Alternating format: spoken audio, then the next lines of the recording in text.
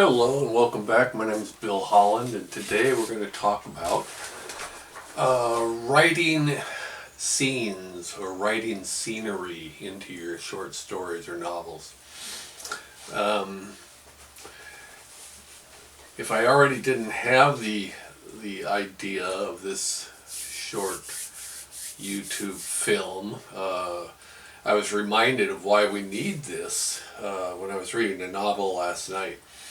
And the opening to one of the chapters was I drove down the street looking for the address and finally found it a half a mile down the road. And that was his description of that scene.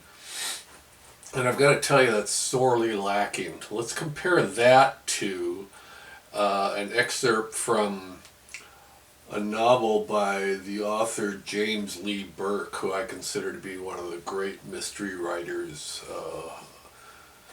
ever.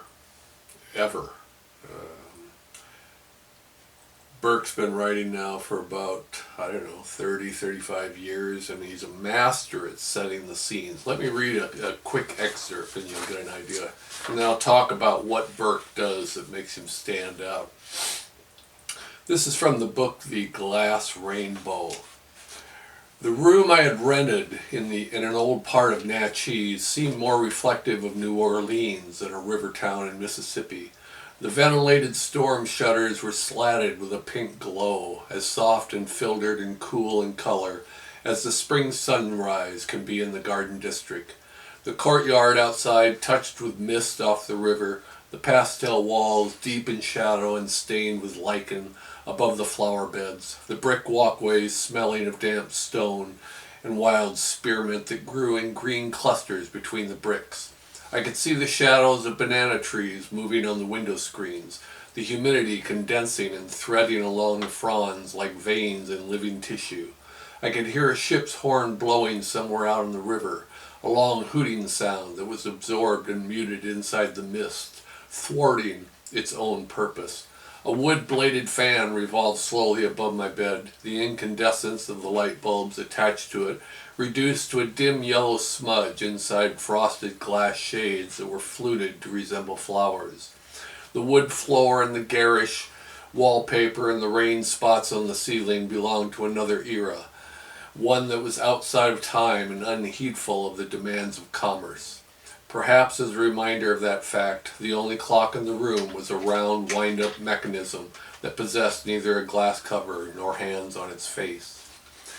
That, my friends, is how you write a scene. That's how you write settings. The best advice I can give when you sit down to write a scene or write a setting is to remember your five senses.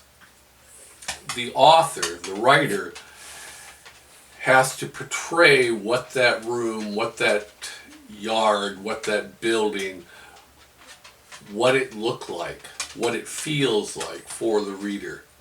And that's why remembering the five senses is so important. You as the writer need to tell the reader what the scene looks like. You need to tell the reader what the scene smells like. You need to tell the reader what it tastes like, what it feels like, and what it sounds like. Okay. If you are able to incorporate the five senses into your description, then you will have satisfied everything the reader needs to know. The other thing, just in passing, a very quick point, it's not enough just to say the room was dark or the street was dark. Try to explain what that dark feels like. Okay? The room was dark. The room was as dark as the heart of a guilty man. Now we've got something to sink our teeth into. Okay? The room was dark, reminding me of hours spent in bed as a young child, fearful of the boogeyman crawling up from under my bed and attacking me. Try to find a way to present the scene to your readers so that they can relate to it. Okay? The room was dark means nothing. Driving down a street means nothing.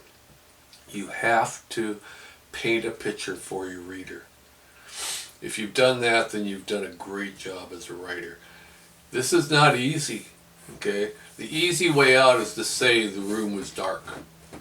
The easy way out was to say the woman I met was overweight. Okay? The easy way out is to say it was raining hard outside. Okay?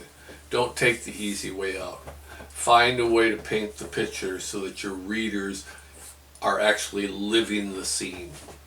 The 5 senses. Okay? If you remember that, you've got it made as a writer. That's it. Short lesson today. Thanks for stopping by. This is Bill Holland, and I hope that you spread your wings and fly as a writer. Thank you.